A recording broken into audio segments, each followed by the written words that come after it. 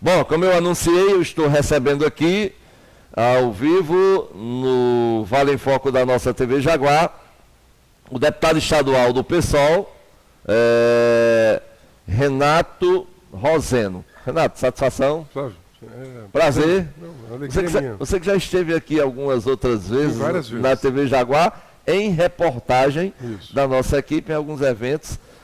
Você aprendeu o caminho do limoeiro, né? E não fez como alguns que só aparecem na Copa do Mundo. Tem um bocado de deputado de Copa do Mundo, né? Aparece em 4 em 4 anos. De 4 em 4 anos, né? Bom, o senhor ontem versou sobre um tema que, do ponto de vista do que é mostrado, é um tema nacional.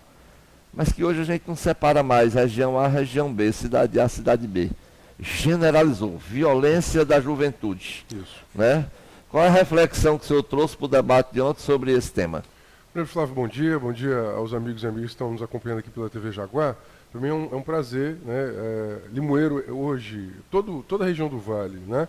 Mas em Limoeiro em especial, nós temos um conjunto de lutadores e lutadoras sociais que dão dinamismo a essa região do ponto de vista social e político. É por isso mesmo que o nosso mandato aqui, eu acho que nesse mandato, né, esse é o meu primeiro mandato, estou no 4º ano, né, do primeiro mandato, do primeiro ao 4º ano, acho que essa é a 18ª visita que eu faço a Limoeiro, né, sempre com uma agenda vinculada ou ao movimento social, ou à Fafidam, né, para, de fato, discutir com as pessoas e encaminhar essas lutas. Né, eu venho há mais uma semana, Zé Maria do Tomé, né, o Zé Maria para nós, lamentavelmente, em razão do seu trágico assassinato, ele transformou-se, né, num símbolo para o Ceará e para o Brasil da luta, né, por justiça no campo. Essa semana, né, no dia 17 de abril, completaram-se 22 anos do massacre de Eldorado do Carajás e a CPT, né, a Comissão Pastoral da Terra, lança mais uma vez o caderno Conflitos no Campo, onde nós tomamos conhecimento que você teve aí 73 assassinatos só no ano passado.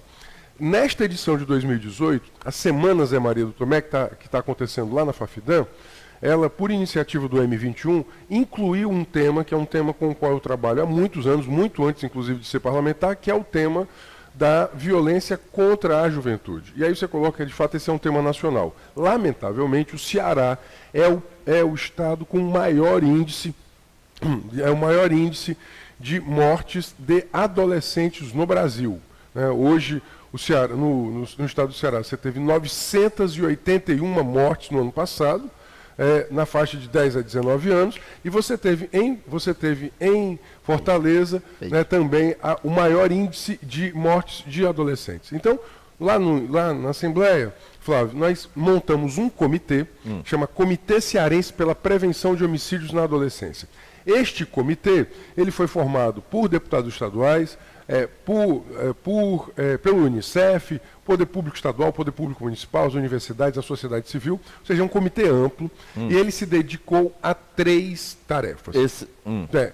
Produzir conhecimento, ou seja, produzir informação de boa qualidade sobre a temática da violência contra a juventude. 2, mobilizar a sociedade para compreender que essa agenda é a agenda central, ou seja, não há futuro para um país e para uma sociedade que mata, por exemplo, no caso do Ceará, né, 2,7 adolescentes por dia. Isso é uma loucura completa.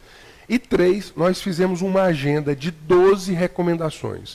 Ou seja, são recomendações de prevenção. A pessoa que está, né, o nosso telespectador.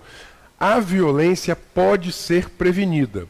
Lamentavelmente, no Brasil, né, há digamos assim, um olhar muito maior para a repressão e não para a prevenção. Ou seja, normalmente se faz um investimento para depois que o crime acontece. Sim. Nós queremos fazer um investimento para que o crime não aconteça. Ou seja, promovendo vida, promovendo justiça, promovendo acesso, né, a possibilidade de futuro. Você não vai precisar, inclusive, fazer tanto investimento em repressão. Deputado, eu tenho uma visão de que o maior indutor da violência, ele é exatamente a fragilidade da lei. Eu costumo dizer e faço alguns comentários, digo, a lei é feita para proteger bandido, né? e a omissão das autoridades. Porque quando a gente vai para essa guerra que está aí, a matança diária, não é aquela história, a matança é diária mesmo, né? A gente sente que é a causa da omissão dos governantes, né? Nesse estudo realizado pela Assembleia, o que é que pesa mais nesse acelerado número de mortes, e em especial da juventude? É a questão da fragilidade da lei ou a omissão dos governantes de combater a entrada de drogas no país, nas suas fronteiras? Veja, Flávio, essa pergunta é muito interessante, né? A maioria das pessoas acha que o problema está no texto da lei. A lei não autoriza matar. A lei não autoriza, né, que as pessoas, porventura, cometam crimes. O problema Mas protege. Não. Mas protege. O menino com 15 anos ele faz, com 13 anos ele faz outro, com 13 anos ele faz tudo. Pronto. E não pode ser penalizado. A lei protege. Não, ele pode. Veja, eu acho que tem muita desinformação, né? Então, por isso que é importante, né, estar conversando com uma pessoa informada e dialogando aqui com os telespectadores. Eu sou advogado, trabalho nessa área. Veja, a legislação brasileira, ela responsabiliza qualquer ser humano a partir dos 12 anos de idade por infrações da lei. Como em todos os países do mundo, existe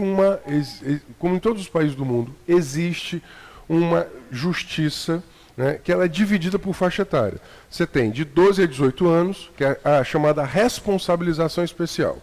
Por que de 12 a 18 anos? Porque exatamente é nessa faixa em que você está mudando seu sistema neural, né? Todos nós aqui fomos adolescentes, você sabe que a adolescência é uma fase de muitas transformações. Então, exatamente, você tem faixas etárias distintas. Qual é o objetivo dessa justiça especial de 12 a 18 anos? É permitir que aquele que cometeu alguma infração, ele possa ter um conjunto de sanções, né, que o responsabilizem, mas que permitam a ele, de fato, reconstruir a vida dele, porque ele está numa fase especialíssima. O problema é a distância entre o que está escrito na lei e o que é praticado. Aí entra o segundo ponto. Sem citar o Estatuto da Criança e do Adolescente, o senhor citou algumas coisas que está lá, que se fosse num país sério era lindo. Não, mas acho que nós queremos ser um país sério. Né? Eu acho que essa é a nossa luta, né? Entre nós querermos e sermos, existe uma distância muito grande. Mas eu vejo, esse é o problema. A minoria pensa como o senhor. Você tem fé que o Brasil pode melhorar? Não, fé eu tenho, não tenho a confiança. Não, não, mas é por isso. Olha, tem que ter fé e esperança. É muito interessante. Quando eu comecei a militar nessa área, eu me formei em 94. Né? Eu milito nessa área desde então. Eu fui coordenador do SEDECA, do Centro de Defesa da Criança e do Adolescente, passei no concurso para servidor público federal, sou da carreira de analista de políticas sociais, eu sou parlamentar hoje, mas assim, eu milito nessa área há muito mais tempo. Aí as pessoas dizem assim... E deixa eu essa coisa. O senhor faz parte de uma minoria... Sim. Que tem fé, minoria absoluta, uma minoria que tem fé, tem compromisso e pensa do ponto de vista coletivo. Esse é o problema. A gente precisa deixar de ser minoria desse país, que são os nossos representantes.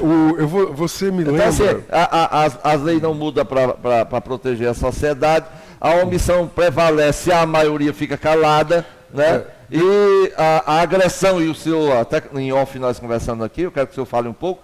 Quer dizer, a mídia parece ser também um dos grandes indutores da violência. Enfim. Ela espetaculariza a violência. Quando ela espetaculariza a violência, ela banaliza a violência. Né? Hoje nós temos 14 horas semanais no Ceará de programas policialescos. Né? Isso banaliza, isso rende audiência, rende voto para alguns, mas isso lamentavelmente não contribui para a sociedade. Eu acho que é muito importante um comunicador como você realmente fazer, inclusive, essa crítica. Agora, voltando ao ponto, assim... as pessoas me perguntavam assim, veja, essa lei é para a Suíça. Aí eu dizia assim, bem, eu conheço a sociedade suíça, né, até porque por motivos de trabalho tive que muitas vezes desenvolver idas àquele país. Eu disse assim, o que nós defendemos para o Brasil? A manutenção da desigualdade, a manutenção do atraso, a manutenção da injustiça. Né? A gente quer uma lei que diga que uns podem tudo e outros não podem nada? Não, a lei... O conceito de lei é o que deve ser. A gente aprende isso no primeiro semestre de faculdade. A lei é um dever ser, ou seja, é como a realidade deve ser. A lei projeta um futuro. Agora, você tem razão. O problema do Brasil não está no texto da lei, está numa distância gigantesca entre o texto da lei e a realidade da maioria das pessoas. Porque você vê, o texto da lei diz, todo mundo tem que ter escola boa perto de casa. Que a escola, obviamente, é o principal equipamento, né, em que você pode, inclusive, projetar futuro. Porque sem escola não tem projeção de futuro. Mas esse texto é absolutamente ainda... Você chega nas nossas escolas públicas hoje, uma grande parte delas sofre muito. Você tem o sofrimento do professor com adoecimento e sobrecarga. Você tem o sofrimento do aluno porque ele sabe que aquele conteúdo, né, ele não vai lhe garantir a inserção no mercado de trabalho daqui a 10, 12 anos que ele gostaria de ter. E, por outro lado, você tem uma sociedade que é uma sociedade que está completamente fraturada. 14 milhões de desempregados, meio milhão de desempregados só no estado do Ceará e uma desigualdade de riqueza absurda. Isso, aí um terceiro elemento, aí tudo isso atravessado por um hiperconsumismo. Aí você tem 12, 13, 14 anos de idade, né? O seu sistema neural completamente em transformação, num mundo completamente fraturado como é esse. O que acontece? Você muitas vezes se auto-expõe à violência, seja como autor, seja como vítima. É por isso que, lamentavelmente, nós temos hoje 15 assassinatos por dia em Fortaleza, no Ceará, sendo que 2,7 são de garotos. Eu digo muito isso nas minhas aulas, nas minhas palestras. Todas as religiões humanas, todas as civilizações humanas, todas as filosofias humanas ensinaram que a geração mais nova, ela se despede da geração mais velha. Ela enterra a geração mais velha. A violência urbana, ela está quebrando essa lógica. Ano passado, 1.000 famílias enterraram seus adolescentes. E não há, Flávio, dor maior do que enterrar o próprio filho. Já tem bisavó, né, enterrando o bisneto. É interessante isso. É interessante isso porque é uma tragédia. É uma tragédia, uma tragédia. É a realidade. Você colocou um ponto aí, eu não memorizei a quantidade de horas de programa policial. 14 horas semanais. Quer dizer, e o senhor falou aí da questão da escola perto de casa. A escola perto de casa de manhã busca transmitir conhecimentos, comportamentos, porque a educação se implanta dentro de casa, né? A educação se implanta dentro de casa. Na escola se dá conhecimento, formação, né? Aí à noite tem as horas de... À noite, né? Meio-dia. É um desmonte da formação humana na televisão brasileira hoje, certo? Mas eu fiz esse comentário para focar e a gente ir para a parte final do programa, que o programa é curto, rápido, objetivo. E a gente tem um bocado de coisinha para soltar tudo, coisa pequena. E tem a sessão da Câmara Municipal. Exatamente. Né? Aí assim, o senhor como membro dessa comissão da Assembleia apontou essa realidade. Qual é o caminhamento do seu trabalho, dessa comissão e da Assembleia em relação a essa realidade? Nós estabelecemos uma agenda de 12 pontos. Né? Eu posso resumir aqui esses 12 pontos. Por exemplo, busca ativa na escola. 73% dos meninos que morrem tinham abandonado a escola entre 6 meses e 2 anos antes de morrer. Portanto, saiu da escola, todos os esforços têm que ser movidos para buscar a reinclusão dele na escola. Isso é muito importante. 2, mais da metade dos meninos que morreram eram filhos de mães que foram mães muito jovens. Hoje nós temos mais de 6.000 adolescentes que serão mães esse ano. Nós precisamos ir até elas para fazer um trabalho de prevenção. O que é prevenção? É chegar antes.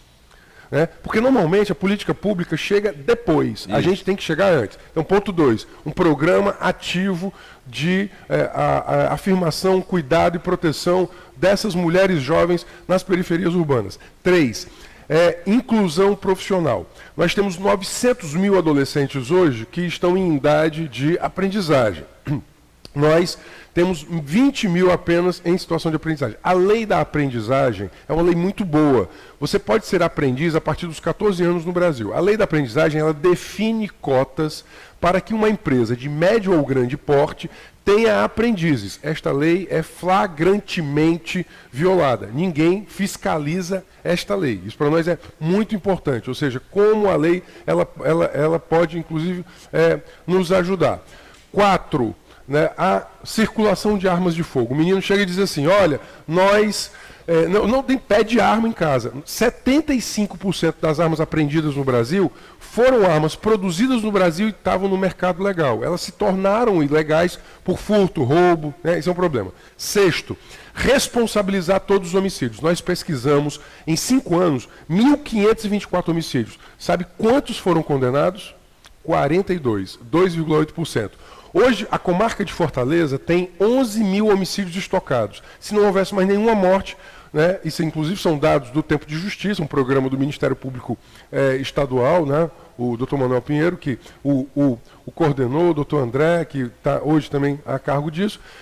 O último homicídio seria julgado em 2037. Então é mais ou menos assim, você tem uma massa carcerária gigantesca, que ela está lá por quê? Por flagrância de furto, roubo ou tráfico de drogas. Então, a energia policial ostensiva está focada, sobretudo, naquele crime patrimonial. O crime contra a vida, ele precisa de investigação. Ele dificilmente vai ser objeto de flagrância. Aí o crime contra a vida, ele é pouco investigado. Então você tem 13 mil vagas no sistema penitenciário, hoje 28 mil internos. Hoje ele está superlotado. Só que ele está superlotado de réus primários provisórios, né, que não foram julgados, de criminalidade aquisitiva. O crime contra a vida não é investigado. Então eu tenho muito crime contra a vida não investigado e uma massa carcerária muito grande de criminalidade patrimonial. Essas coisas não casam. Então, na prática, é como se aquela morte... eu utilizo muito um conceito de um filósofo italiano que ele diz assim, é um matável, né? Parece que tem um ser humano no Brasil que ele pode ser morto e o Estado não reage, o Estado não dá resposta. Né? A mãe, em toda essa minha trajetória, eu converso muito com as mães, né? Que são mães que estão em adoecimento mental, que sofrem muito, mães jovens nas periferias urbanas, sofrendo todo tipo de exclusão. A mãe diz assim, parece que a vida do filho da gente vale menos. É muito triste. É verdade, é triste. E aí pior saber que é o seguinte, que quando chegar dezembro, que vai terminar seu mandato, isso não vai acabar. Então, para continuar, o cidadão tem que avaliar se ele deve permanecer ou não. Isso é muito importante. Colocar essa questão antes da eleição, se o senhor estiver por aqui, e aí eu quero antecipadamente a gente ter a sua presença no Sabatina, que é 1 hora. Tá bom, perguntas e respostas, a gente vai ter mais tempo. Aqui é coração de mãe e tem uma razão. O político que tenta mandar aqui, eu mando ele embora. Certo? Aqui fala gregos e troianos. Tá certo. Padre, pastor e policial. Né? Porque a sociedade que não ouve a todos não é sociedade. Ela isso. tem que ter a capacidade de avaliar, diferenciar e tomar suas decisões. Porque tudo que está errado é culpa do eleitor que elege o cidadão. Porque nós estamos aqui há 30 anos, estou falando eu, o professor Hernando, que está ali, Hernando Mendes, meu contemporâneo de infância, né? Tá certo? Dizendo a mesma coisa, e o povo, quando chega a eleição, troca o voto por um saco de cimento. Esse é um erro. Aí Ivanildo fez o verso, se caísse uma chuva de alimento, não enchia a panela da pobreza, porque ele troca o voto por almoço ou 1 quilo de cimento. Aí quando cai a chuva de alimento, não enche a panela da pobreza, porque a pobreza cultural, a pobreza de formação, a pobreza de conhecimento, a miséria humana, a pobreza de saber decidir, é que tem feito com que a gente tenha essa violência e essa fragilidade de ser combatido. Muito obrigado por suas considerações finais. Sinta-se em casa na TV Jaguar. Flávio, obrigado. Primeiro, assim, defender a pluralidade. Né? Eu, de fato, sou minoria absoluta. Eu sei disso. Né? Eu faço oposição à esquerda ao governo estadual, ao governo federal. Né? Eu sou membro de uma bancada, sou o único membro do PSOL. Para nós, é uma responsabilidade muito grande. Essa agenda para nós, tanto a agenda de direitos, de justiça social, de transformação social, como a agenda econômica, né? Ou seja, uma economia que seja distributiva, que não seja concentradora. O Ceará está tendo uma economia muito concentradora da riqueza. Essa região aqui é uma região riquíssima, só que, lamentavelmente, nós estamos tendo muita concentração de riqueza. Nós estamos tendo hoje, inclusive, pequenos agricultores que estão ficando sem acesso à terra. A Chapada está vivendo isso. Né? E que estão sendo, esse é o caso, por exemplo, né, da Chapada do Apodi. Está havendo uma migração para os polos urbanos, esse é um problema sério, está havendo uma quebra da sucessão geracional, mas isso fica para um outro dia. E nós estamos percorrendo todas as cidades com essa nossa agenda de prevenção dos homicídios. 2 frases.